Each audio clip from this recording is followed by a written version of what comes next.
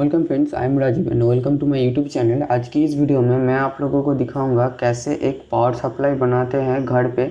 और ये बनाना बहुत ही इजी है। और इसमें जो एक पावर सप्लाई पे होता है वोल्टेज कंट्रोल, करंट कंट्रोल, ये दोनों भी रहेगा इस सप्लाई पे। और ये बहुत ही कम बजट में बनाऊंगा मैं, तो पूरा वीडियो देखिए। आप भी ऐसा बनाना चाहते हैं तो सारे चीज़ मैंने वीडियो में बोल दिया हूँ और दिखा भी दिया हूँ, तो आप इजीली इसको घर पे बना भी सकते हैं। आप मेरे चैनल पे किसी भी वीडियो देखा है तो उसमें देखेंगे कि मैं जब पावर सप्लाई यूज़ करता हूँ वो एक मोबाइल चार्जर होता है। मैं एक मोबाइल चार्जर को as a power supply use करता हूँ, तो मुझे कहीं ना कहीं लगता है कि मेरा पावर सप्लाई को अपग्रेड करना ज़रूरी है। तो जब मैंने अमेज़न पे ये लैब बेंच पावर सप्लाई का प्राइस देखा तो स्टार्टिंग था 2200 रुपीज़ से, और जो प्राइस था प्राइस बहुत ही ज़्यादा था। तो आप लोग देखोगे तो देखते जाओ, जो प्राइस है वो लैब बेंच पावर सप्लाई का बहुत ही ज़्यादा है।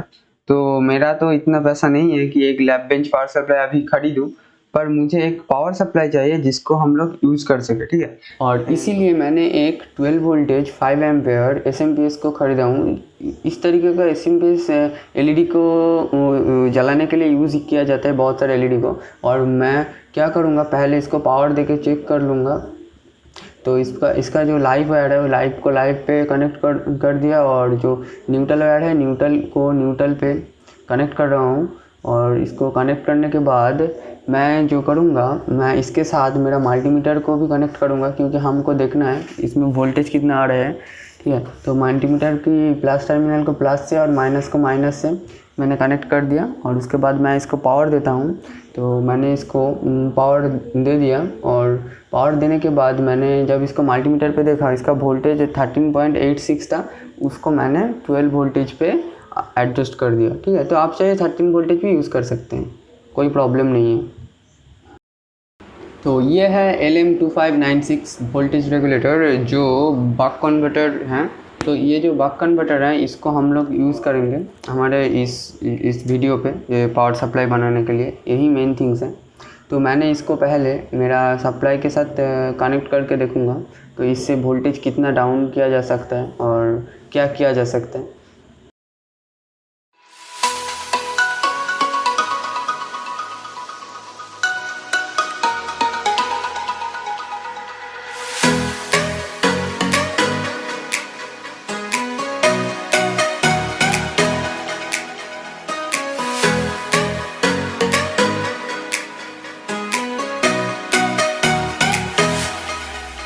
मैंने पावर सप्लाई के साथ बक कन्वर्टर भी कनेक्ट कर दिया हूँ, और बक कन्वर्टर के आउटपुट के साथ मैंने मल्टीमीटर भी कनेक्ट कर दिया हूँ। मैंने जब इस मॉड्यूल का रजिस्टर को, वेरिएबल रजिस्टर को घुमाता हूँ क्लॉकवाइज, तब ये वोल्टेज इंक्रीज़ हो रहा है। और इसको हम लोग इंक्रीज़ करके देख रहे हैं कितना वोल्टेज इंक्रीज़ हो रहा है। तो वोल्टेज जो है 10.78 समथिंग हो रहा है। तो मैंने उसके बाद मैंने डिक्रीज़ करके देख रहा हूँ कि ये डिक्रीज़ भी ठीक ठाक हो रहा है कि नहीं। देखो, इसमें वोल्टेज भी डिक्रीज़ हो रहा है, और ये बहुत अच्छा एक बक कन्वर्टर है। तो हम लोग जानेंगे इस बक कन्वर्टर को यूज़ करके कैसे एक पावर सप्लाई बनाया जा सकता है, और हम लोग थ्योरी भी जानेंगे कैसे एक कन्वर्टर काम करता है। इस वीडियो का जो थ्योरी पार्ट है वो ज़्यादा बड़ा है, इसलिए मैंने इसको पहले से ड्रॉ करके रखा हूँ। तो एक बक कन्वर्टर जो क्या करते हैं, वोल्टेज को डाउन करते हैं, वो काम कैसे करते हैं। तो देखिए, यहाँ पे है एक इंडक्टर, और यहाँ पे है एक कैपेसिटर, और यहाँ पे लगा हुआ है एक डायोड। जब इस स्विच ऑन होता है तब करंट यहाँ से जाते हैं, इंडक्टर से गुजरते हैं, उसके बाद कैपेसिटर को चार्ज करते हैं। और एक ही साथ इसके साथ लोड कनेक्टेड है, तो वो लोड क्या करता है, ये कैपेसिटर को डिस्चार्ज करता है। तो ये कैपेसिटर को चार्ज और डिस्चार्ज करता है, और यहाँ से फिर से अब ये जब बंद करोगे तब क्या होगा, ये कैपेसिटर डिस्चार्ज हो जाएगा, तो वोल्टेज कम हो जाएगा। तो जब ये ऑन होगा तब वोल्टेज इंक्रीज़ होगा, जब ये ऑफ होगा तब ये वोल्टेज डिक्रीज़ होगा। तो इसको बार बार करोगे, तो ऑन ऑफ करोगे, तो एक 50% से ऑन ऑफ करो। समझ लीजिए, जो PWM सिग्नल होते हैं ना, उसका जो ड्यूटी साइकिल रहता है वो 50% होता है, 60% होता है, 100% भी होता है। तो क्या होता है, उसमें 50% टाइम वो ऑन होता है और 50% टाइम वो ऑफ होता है। तो मान लीजिए ऐसा ही, ये 50% टाइम इसको चार्ज कर रहे हैं और 50% टाइम इसको डिस्चार्ज अप कर रहे हैं। तो क्या होगा, आपको जो 50% वोल्टेज मिलेगा, 50% ही वोल्टेज मिलेगा। ये तो सिंपल सी फंड है, 50% टाइम ये चार्ज होगा तो ये 50% चार्ज होगा, और 50% टाइम और डिस्चार्ज होगा तो इसका तो 50% वोल्टेज रहेगा। तो क्या होता है डिजिटल सर्किट पे, यहाँ पे जो स्विचिंग का काम है इसको हम लोग मॉसफेट के ज़रिए करते हैं। मॉसफेट के ज़रिए क्यों करते हैं, क्योंकि मॉसफेट बहुत ही हाई फ्रिक्वेंसी में स्विच किया जा सकता है, ठीक है। और यहाँ पे जो डायोड लगा हुआ है ना, इस डायोड को क्यों लगाया है, मैंने पहले वीडियो में ही बोला था। लेंस लॉ ये कहती है जब कोई इंडक्टर व कोई वायर पे करंट गुजरते हैं, वो करंट एंड तो मैग्नेटिक फील्ड जनरेट करते हैं, क्योंकि उसका मैग्नेटिक फील्ड से और एक रिवर्स करंट भी जनरेट होता है। तो वो रिवर्स करंट किसी भी तरीके से हमारा सर्किट को नुकसान ना पहुंचा पाए, इसलिए यहाँ पे एक डायोड यूज़ करते हैं। जब यहाँ पे कोई नेगेटिव सिग्नल आएगा तब ये डायोड क्या करेगा, उसको शॉर्ट कर देगा, ठीक है। तो इसलिए ये डायोड को इस्तेमाल किया जाता है। तो ये है पूरा बक कन्वर्टर। तो इसके लिए एक अलग से मैंने एक वीडियो बनाऊंगा जिसमें बहुत ही डिटेल से हम लोग बक कन्वर्टर को समझेंगे। और यहाँ पे देखो ये जो फीडबैक लिया है, क्यों फीडबैक लिया है, क्योंकि जब इसमें मान लीजिए 50% ड्यूटी साइकिल है, बट ये यहाँ पे लोड जो है ना वो बहुत ही ज़्यादा है, तो क्या होगा, बहुत जल्दी करंट डिस्चार्ज हो जाएगा, और ये तो उतना जल्दी चार्ज भी नहीं हो पाएगा। तब क्या होगा, ये इसका वोल्टेज ड्रॉप हो जाएगा। तो लोड चेंज करने से इसका वोल्टेज ड्रॉप होगा। तो क्या होगा, इसका फीडबैक नहीं रहेगा। तो ये जो बक कन्वर्टर है, ये कन्वर्टर ऐसे लीनियर पावर सप्लाई की तरह काम करेगा, जिसमें आप लोड को जब कनेक्ट करोगे तब वोल्टेज ड्रॉप होगा। तो इसलिए एक फीडबैक रहता है और वो आईसी को देना पड़ता है, जिससे आईसी समझ जाते हैं कि लोड ज़्यादा हो गया तो ड्यूटी साइकिल भी बढ़ाना है, ठीक है। तो बक कन्वर्टर इस तरीके से काम करते हैं। पे हम लोग LM2596 ADJ adjustable buck converter को इस्तेमाल किया है। क्यों हम लोग इसको इस्तेमाल किया है, क्योंकि ये बक कन्वर्टर है और हमारे पास 12 वोल्टेज है। हम लोग जिस वोल्टेज को ड्रॉप करेंगे, कम करेंगे और उसको यूज़ करेंगे। तो ये बक कन्वर्टर का स्पेसिफिकेशन जो है, ये 3 एम्पियर हैंडल करता है। ये 150 किलोहर्ट्ज़ की PWM सिग्नल को यूज़ करता है। इसका जो इनपुट वोल्टेज रेंज है वो 40 वोल्टेज है, और इसका एफिशिएंसी है 73%। ये एफिशिएंसी बहुत ही अच्छा है। ये 73%, ये जो 30% पावर ये लॉस करता है, ज़्यादा पावर ये लॉस नहीं करता, 30 नहीं 27%, ओके। और इसका जो पिन है वो पिन 5 पिन रहता है, और 5 पिन में फर्स्ट पिन जो वोल्टेज इनपुट के लिए रहता है, सेकंड पिन आउटपुट, एवं थर्ड पिन जो रहता है वो ग्राउंड के लिए रहता है, और 4 पिन रहता है फीडबैक, और 5 पिन ऑन ऑफ के लिए रहता है। इसको लेके ज़्यादा काम नहीं है, हम लोग इसको ग्राउंड करेंगे जिससे कि आईसी हमेशा ऑन रहे, ठीक है। तो ये है डायग्राम, जो मेरा मॉड्यूल का जो है डायग्राम। इनपुट पे एक कैपेसिटर है, आउटपुट पे एक कैपेसिटर, और यहाँ पे वो जो सर्किट है बक कन्वर्टर का, वो सर्किट लगा हुआ है और उसके साथ आउटपुट कनेक्टेड है, ठीक है। और ये है आउटपुट, और मैं जो वैल्यू है कंपोनेंट का वो है 220 माइक्रोफैराड लगाया है कैपेसिटर पे, और 1N5824 एक डायोड लगा हुआ है। ये डायोड बहुत ही हाई स्पीड डायोड है, और यहाँ पे 10 के एक रजिस्टर लगा हुआ है। ये वेरिएबल रजिस्टर जो यहाँ पे फीडबैक के लिए लगा हुआ है। और इसका फीडबैक कैसे काम करता है, इसका फीडबैक काम करता है बेसिकली यहाँ पे जब 1.2 वोल्टेज से ज़्यादा वोल्टेज रहेगा तब ये सिग्नल को सेम रहेगा, सिग्नल चेंज नहीं होगा। जब भी कम हो जाएगा तो आईसी समझ जाएगा कि यहाँ पे जो आउटपुट पे वोल्टेज ड्रॉप हो रहा है, तब ये PWM को बढ़ा देगा। वो बेसिकली मेंटेन करता है 1.2 वोल्टेज को। तो हम लोग इसका ये जो वोल्टेज डिवाइडर सर्किट को यूज़ करके इस वोल्टेज को कम कर लिया। कैसे, मान लीजिए यहाँ पे जब 12 वोल्टेज है तब यहाँ पे 1.2 वोल्टेज आएगा, तो ये क्या मेंटेन करेगा, 12 वोल्टेज मेंटेन करेगा। तो ये इसको एडजस्ट करके हम लोग इजीली वोल्टेज को कंट्रोल कर सकते हैं, ठीक है। इस तरीके से ये है वो LM2596 का block diagram, internal block diagram, उसके अंदर का जो चीज़ है वो सब यहाँ पे देखो। यहाँ पे 150 किलोहर्ट्ज़ का एक ऑक्सीलेटर है जो सिग्नल को लेके ये PWM सिग्नल को जनरेट करता है। और यहाँ पे देखो एक थर्मल प्रोटेक्शन भी है और ज़्यादातर कुछ इसमें देखने का नहीं है, हम लोगों को सिर्फ काम है यहाँ पे जो रेफरेंस वोल्टेज है 1.235 वो आया है एक ऑप एम्प पे, और जो ऑप एम्प फीडबैक को हैंडल करता है। देखो ये पॉजिटिव साइड पे लगा हुआ है, इसका मतलब जब फीडबैक में 1.2 वोल्टेज का से कम वोल्टेज आएगा तब ये ऑन कर देगा, इसका आउटपुट पे 1 आ जाएगा और ये जो फीडबैक का पूरा प्रोसेस है वो काम करेगा। और जब ये 1.2 से ज़्यादा वोल्टेज रहेगा तब ये फीडबैक क्या करेगा, इसका जो सिग्नल जो है वही रखेगा, कोई चेंजेस नहीं करेगा उसका सिग्नल की। तो इसी तरह से फीडबैक कंट्रोल होता है। तो इसमें बहुत ज़्यादा कुछ नहीं है, यही देखना है। और यहाँ पे देखो 3 ट्रांजिस्टर लगा हुआ है, बेसिकली 3 एम्पियर को हैंडल करने के लिए ये 3 ट्रांजिस्टर लगा हुआ है। और इसका डिटेल्स में मैं अभी नहीं जा रहा हूँ, एक बक कन्वर्टर का पूरा वीडियो आएगा, उसमें बहुत कुछ हम लोग सीखेंगे। वीडियो लंबा हो जाएगा इसलिए इतना डिटेल्स में हम लोग नहीं घुसेंगे। बट हम लोगों का जो काम था वो था, इसमें तो वोल्टेज तो एडजस्ट तो कर सकते हैं ना हम लोग फीडबैक को यूज़ करके, पर करंट को कैसे एडजस्ट करेंगे तो यही सीखेंगे। इसके बाद करने के लिए ये जो फीडबैक है ना, इसको हम लोग मॉडिफाई करेंगे। कैसा मॉडिफाई करेंगे, तो हमको बेसिकली क्या करना है, यहाँ पे जब वोल्टेज ड्रॉप होता है, जब लोड के हिसाब से वोल्टेज ड्रॉप होता है, ये वो वोल्टेज को मेंटेन करता है, ठीक है।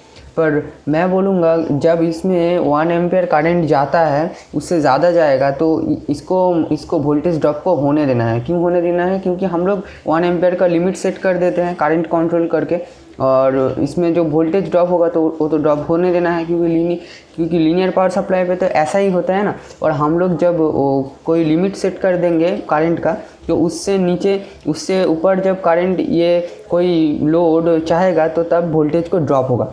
तो तब क्या करना है, तब ये फीडबैक पे ऑलरेडी सिग्नल को दे के रखना है कि कुछ भी नहीं हुआ।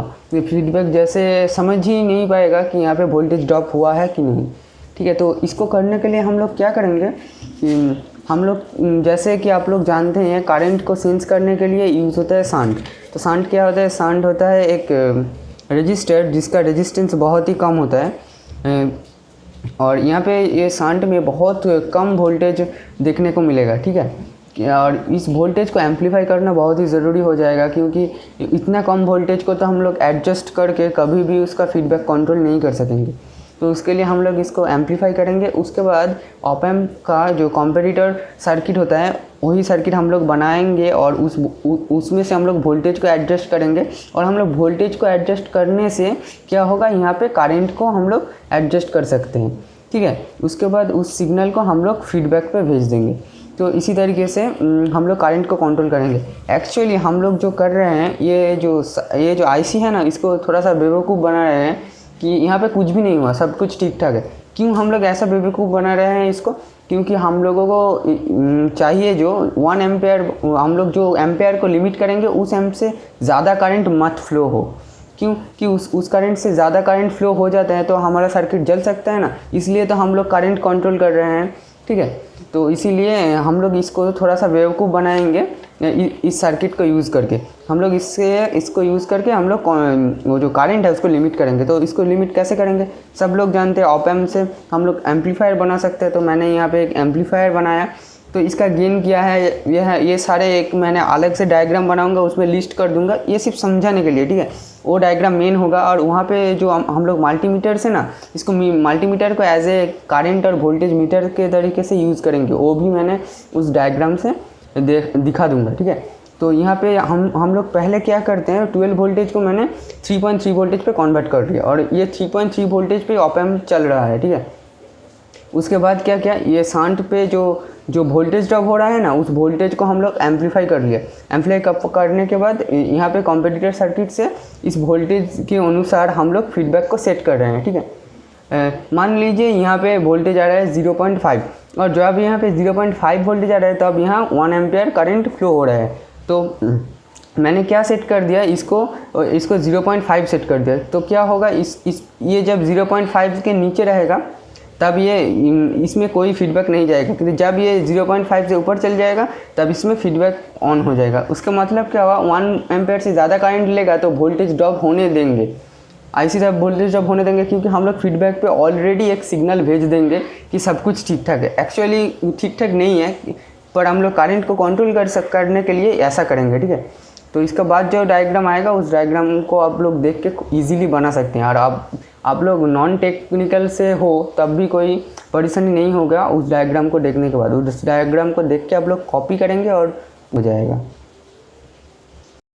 और एक बात, ये जो सांड है ना, इस सांड को मैंने एक ओल्ड मल्टीमीटर से उठाया हूँ। इसका रेजिस्टेंस मुझे भी नहीं पता, इसलिए मैंने बहुत सारे गेन सर्किट बना के चेक कर चुका हूँ। करने के बाद ऐसा हुआ है, और मैंने ऑलरेडी ब्रेडबोर्ड पे भी इस सर्किट को चेक कर लिया है। इस सर्किट परफेक्टली वर्क कर रहा है, इसलिए मैंने सीधा इसको प्रोजेक्ट में कन्वर्ट कर दिया।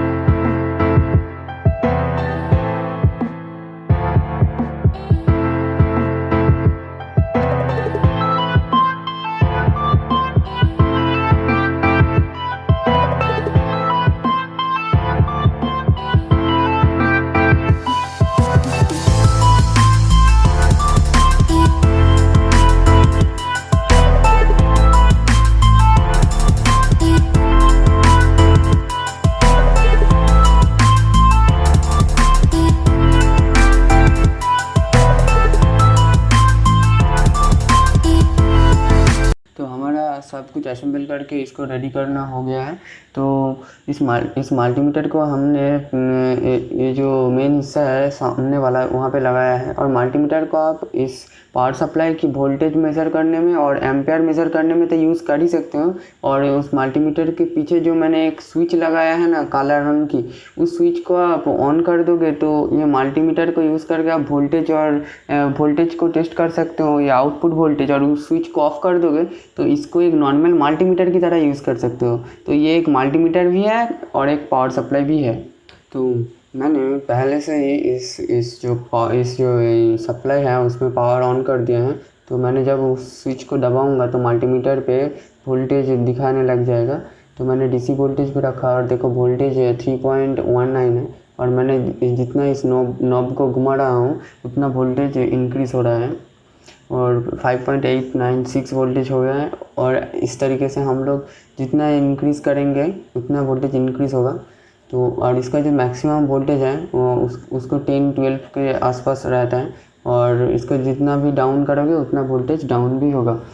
और वोल्टेज को हम लोग इससे एडजस्ट तो कर ही सकते हैं। और इसका जो ऊपर वाला 2 नॉब है उसको यूज़ करके हम लोग एम्पेयर को भी एडजस्ट कर सकते हैं। तो मैंने 3.3 वोल्टेज में इसको सेट कर दिया। और इसका आउटपुट जो लोड है उसको हम लोग नीचे जो एक जैक है ना वहाँ पे हम लोग लगा के चेक कर सकते हैं। वहाँ पे जब हम लोग जैक को जोड़ देंगे उसके बाद हम लोग जो कोई एक लोड लगाएंगे तो देखेंगे ये देखो थोड़ा सा वोल्टेज ड्रॉप हुआ है, ये एकदम थोड़ा सा फिर से 3.3 हो गया है। तो ऐसा थोड़ा बहुत ड्रॉप होता है, इतना ज़्यादा नहीं। और मैंने पीछे स्विच को ऑफ कर दिया क्योंकि हम लोग अभी एम्पेयर टेस्ट करेंगे, और मैं इसको 10 एम्पेयर सेट कर दिया। और देखो ये जो एलईडी है वो 30 मिली एम्प के आसपास करंट को ले रहा है, और मैं जब इस एम्प को भी हम लोग कंट्रोल कर सकते हैं, ठीक है।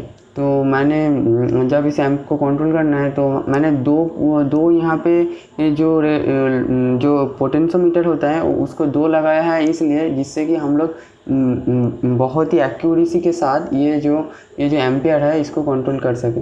देखो आप दोनों को यूज़ करके बहुत ही एक्यूरेसी के साथ इसको कंट्रोल करोगे। और जब आप एम्पियर को सेट कर दोगे, एम्पियर को कम कर दोगे जितना एम्पियर उसका चाहिए उस वोल्टेज पे, तो तब एलईडी को देखोगे, एलईडी ऑब्वियसली ये थोड़ा सा जो उसका ब्राइटनेस है वो कम हो जाएगा, और तब वोल्टेज भी ड्रॉप होगा। तो इस तरीके से ही इस जो पावर सप्लाई होता है, जो लैब बेंच पावर सप्लाई होता है या अदर्स जो पावर सप्लाई होते हैं ना, वो काम करते हैं।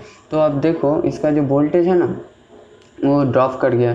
तो मैंने जब स्विच को ऑन कर दिया, देखो इसका जब मैंने एम्पेयर को कम कर दूंगा तब इसका जो वोल्टेज है ना वो ड्रॉप करेगा। देखो वोल्टेज ड्रॉप हो रहा है। तो ऐसा करके ही काम करते हैं, क्योंकि हम लोग एम्पेयर को बोला था जब एम्पेयर हम लोगों को कांस्टेंट रखना है तो इस तरीके से हम लोग इजीली एम्पेयर को कंट्रोल कर सकते हैं। तो ये वीडियो आपने पूरा देखा तो आपको बहुत बहुत धन्यवाद। और ऐसा कंटेंट बनाने में बहुत मेहनत भी लगता है, तो प्लीज़ मेरा वीडियो को लाइक कीजिए, कमेंट कीजिए, शेयर कीजिए, और आपके दोस्त के साथ जो इलेक्ट्रॉनिक्स में इंटरेस्ट है उसके साथ तो शेयर तो कीजिए ही। Thank you for watching.